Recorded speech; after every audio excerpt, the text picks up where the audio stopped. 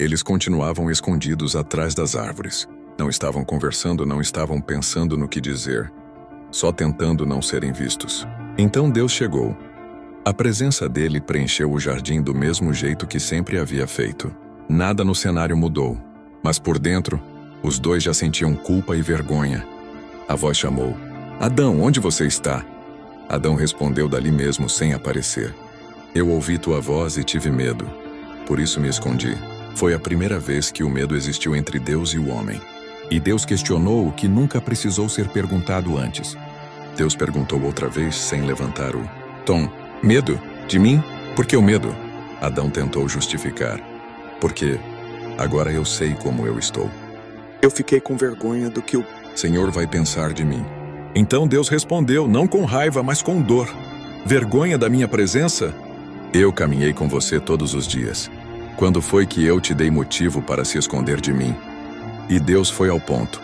Quem te contou que você estava nu? Você comeu do fruto que eu proibi? Adão não respondeu o que foi perguntado. Ele empurrou a responsabilidade. A mulher que o Senhor me deu, ela me ofereceu e eu comi. Então Deus falou com a mulher. O que foi que você fez? Eva não disse, eu fiz. Ela disse, a serpente me enganou. Nenhum dos dois assumiu o próprio erro. Cada um empurrou o peso para outro. E o silêncio que veio depois deixou claro.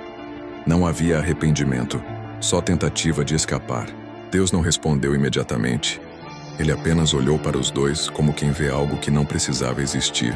Foi o primeiro momento em toda a história em que o olhar de Deus sobre o homem não era de aprovação, mas de perda. Eles não choraram, não pediram perdão, não disseram eu errei. Tentaram se defender diante daquele que sabia exatamente o que tinha acontecido. E porque nenhum deles assumiu, Deus então deixou de perguntar e passou a sentenciar. Então Deus se voltou primeiro para a serpente, não para ouvir, mas para decretar. Você foi usada como ferramenta para derrubar aquilo que eu levantei. Então será marcada diante de toda a criação. A partir de hoje você não será lembrada como criatura comum, mas como sinal da queda. Vai se arrastar no chão e o pó será o cenário da sua existência, para que toda geração veja no seu corpo o rastro do que aconteceu aqui.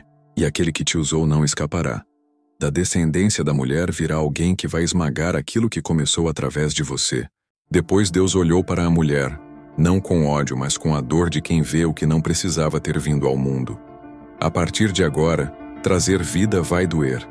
Aquilo que eu fiz para ser alegria, agora vai nascer com lágrima. E o relacionamento que era livre e inteiro agora terá peso. Você vai desejar e depender do homem, e ele vai liderar sobre você. E então veio a sentença para Adão. Deus não falou como quem castiga um inimigo, falou como quem precisa corrigir um filho desobediente. Eu te dei minha palavra antes de qualquer outra voz, e você trocou, porque preferiu ouvir alguém acima do que eu disse. A terra não vai mais te responder com facilidade. Tudo o que era espontâneo agora vai exigir esforço. Você vai viver do suor, até o dia em que o corpo voltar para o pó de onde eu te tirei. Depois da sentença, nenhum deles falou mais nada. Adão e Eva ficaram de pé parados com o peso do que ouviram ainda caindo sobre eles. Não havia resposta possível. Então Deus falou mais uma vez. E foi a única fala daquele dia que não soou como ordem, mas como despedida inevitável. Vocês não podem mais permanecer aqui. O Éden não é lugar para quem rompeu com a minha palavra. Se ficarem, vão estender a queda. E eu não permitirei isso. Deus então deu um passo que nunca havia dado desde que criou o homem. Ele afastou o que havia feito com as próprias mãos. Depois que falou com o homem e com a mulher, Deus ergueu a voz uma última vez, não para o casal, mas para os que servem diante do trono. Guardem o caminho da árvore da vida. O comando saiu. E o céu respondeu imediatamente. O ar abriu como tecido rasgado. Um clarão desceu em queda reta, e o chão vibrou como se o Éden reconhecesse quem chegava. Querubins atravessaram o véu de luz e tomaram posição diante da entrada do jardim. Não eram muitos, bastavam aqueles. Cada um ocupava o lugar como muralha viva.